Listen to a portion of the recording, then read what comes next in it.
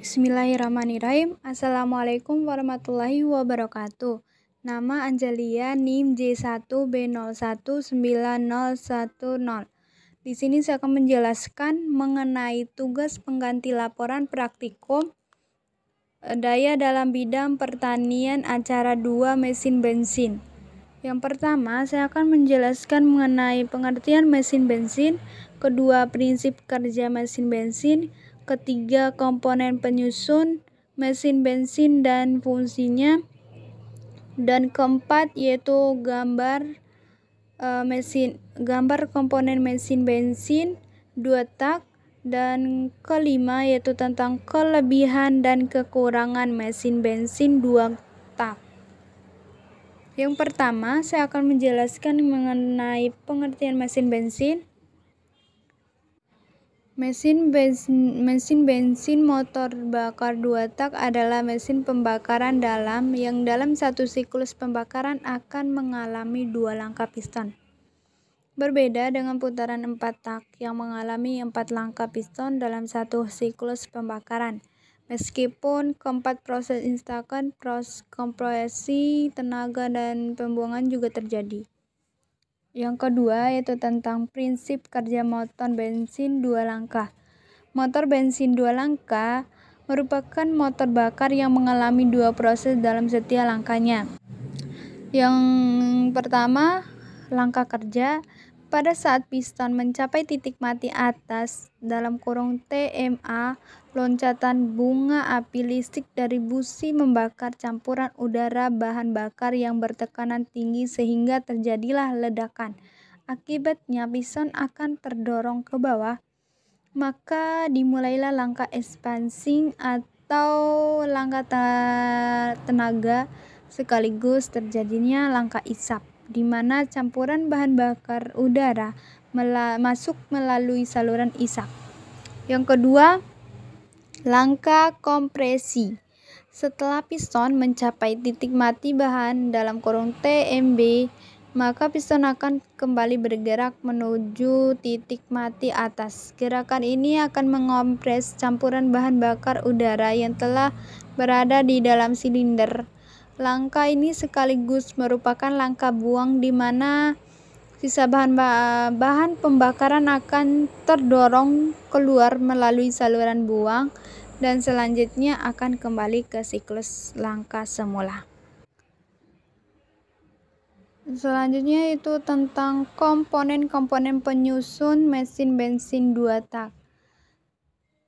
Pertama, saya akan menjelaskan mengenai yang satu, blok mesin. Sama halnya seperti mesin 4 tak, blok silinder dipakai sebagai tempat untuk melakukan perubahan energi dari proses pembakaran hingga menghasilkan energi putar. Fungsi utama blok silinder ini yakni sebagai tempat piston untuk naik turun. Seperti namanya, bentuk komponen ini seperti rongga silinder. Di dalam rongga inilah piston beraksi. Yang kedua, head cylinder atau kepala silinder. Memiliki 2 fungsi, yakni sebagai penutup rongga silinder dan sebagai tempat terjadinya pembakaran. Secara teori, pembakaran mesin memang terjadi pada ruang bakar, tapi posisi ruang bakar ini ada di kepala silinder, sehingga bisa dikatakan bahwa kepala silinder merupakan komponen terjadinya pembakaran mesin. Ketiga, piston adalah komponen berbentuk tabung dengan diameter tertentu. Diameter piston ini pastinya lebih kecil daripada diameter rongga silinder, karena posisi piston ada di dalam rongga silinder. Fungsinya untuk mengatur besar kecilnya volume ruang bakar. Dan keempat, batang piston. Batang piston atau connecting rod berada di bawah piston dan di atas poros engkol. Fungsinya hanya satu, yakni menghubungkan gerak naik turun piston ke poros engkol. 5. Poros engkol pada prinsipnya yaitu sama seperti kayuhan pada sepeda. Fungsinya untuk mengubah arah gerakan dari awalnya naik turun menjadi gerakan rotasi. Keenam, intake port. Fungsi saluran ini adalah tempat untuk masuknya campuran udara dan bensin menuju ruang engkol. Yang ketujuh, exhaust Exhaust sama halnya seperti intake port. Exhaust port merupakan saluran yang menghubungkan ruang bakar dengan knalpot mesin. Fungsinya sebagai saluran buang dari gas sisa pembakaran.